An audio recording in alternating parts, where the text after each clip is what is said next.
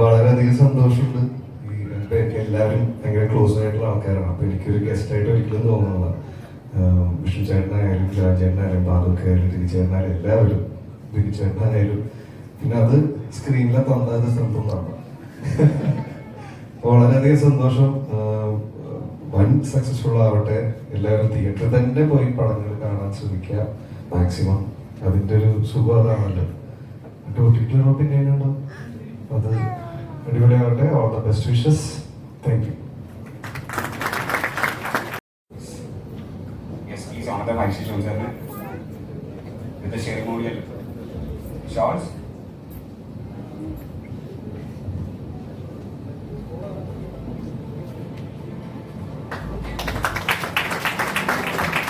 Years afterwards, yes, it's a long time, right?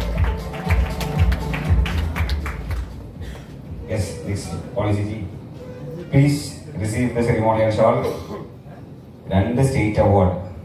Wow.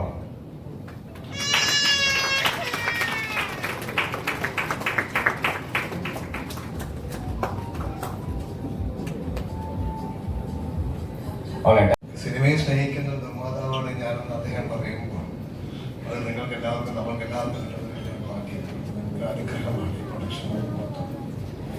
പിന്നെ മാത്രമല്ല അദ്ദേഹത്തിൻ്റെ ഒരു സിനിമയിൽ ഞാൻ അഭിനയിച്ചിട്ടുണ്ട് ഒരു ഡോക്ടറായിട്ട്. ഒറ്റ ദിവസം കൊണ്ട് MBBS പഠിച്ച് പാസ്സായി വന്നിട്ടാണ് ഞാൻ അത് റോഡ് ചെയ്തത്. ഒരു സർജനായിരുന്നു. കുഴപ്പമില്ലാതെ സർജറി നടത്തിയെന്നാണ് അദ്ദേഹം പറഞ്ഞത്. പിന്നെ അശോകന്റെ അടുത്ത് മകന് നേടി വെച്ച സീറ്റിലാണ് ഞാൻ ഇരിക്കുന്നത്. അതൊരു ഭാഗ്യമാണ്. ഒരുപാട് സന്തോഷം. ഈ പടം മഹാവിജയമാകട്ടെ എന്ന് ഞാനും മനസ്സ് നിറഞ്ഞ് പ്രാർത്ഥിക്കുന്നു. എല്ലാവർക്കും നന്മ വരട്ടെ. അതിൽ ആദ്യമായി പരിചയപ്പെട്ട അസോസിയേറ്റ് ഡയറക്ടർ മാർത്താണ്ഡനാണ്.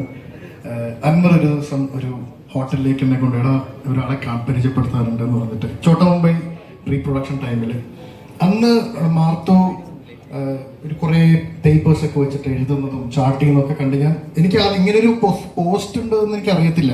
അസോസിയേറ്റ് ഡയറക്ടറുടെ പരിപാടി ഇത്രയൊക്കെ ഉണ്ടെന്നുള്ള അറിയാത്തൊരു കാലം. അപ്പോൾ ഞാൻ അൻവറോട് ചെയ്യണം, അൻവറെ എന്താണ് ഹൂ ഇസ് ദിസ് ഗൈ? ഈ മാർത്തോ ഉണ്ടെങ്കിൽ ഒന്നും നോക്കണ്ട, ഒരു ടെൻഷനും ഇല്ല. That is Marthandan. അപ്പോൾ അതിൽ ഇറങ്ങാതെ പോയൊരു അല്ലെങ്കിൽ ഷൂട്ട് ചെയ്യാതെ പോയൊരു പാട്ടുണ്ടായിരുന്നു, പൂനില മഴ നനയും. അത് ഏറ്റവും കൂടുതൽ ഷൂട്ട് ചെയ്യണം എന്ന് പറഞ്ഞ അൻവറിനോടത്ത് എപ്പോഴും നിർബന്ധിച്ചുകൊണ്ടിരുന്നത് മാർത്താണ്ഡനാണ്. അപ്പോൾ എൻ്റെ ഒരു അൺഒഫീഷ്യൽ PR ആയിട്ട് അന്ന് മുതലേ ഉള്ളൊരു കക്ഷിയാണ്. പ്രവർത്തിക്കെങ്കിൽ കുറേ ഫാക്ടേഴ്സ് ഒരുമിച്ച് വരുമ്പോൾ മാത്രമേ നമുക്ക് അല്ലേ, അങ്ങനെയാണല്ലോ. അപ്പോൾ അങ്ങനെ ഇപ്പോഴാണ് നമുക്ക് ശരിക്കും ഒരു സിനിമയിൽ ഒരുമിക്കാൻ പറ്റിയത്. എന്താണെങ്കിലും അതുപോലെ തന്നെ നല്ലൊരു ക്യാൻവാസ് ഉണ്ടെങ്കിൽ നമുക്കതിൽ വരയ്ക്കാനും എഴുതാനും ഒക്കെ പറ്റത്തുള്ളൂ. അപ്പോൾ ഈ ഒരു സ്ക്രിപ്റ്റ് എഴുതിയ ബിനു, ഇത് സംവിധാനം ചെയ്ത മാർത്തി, ഇവരെ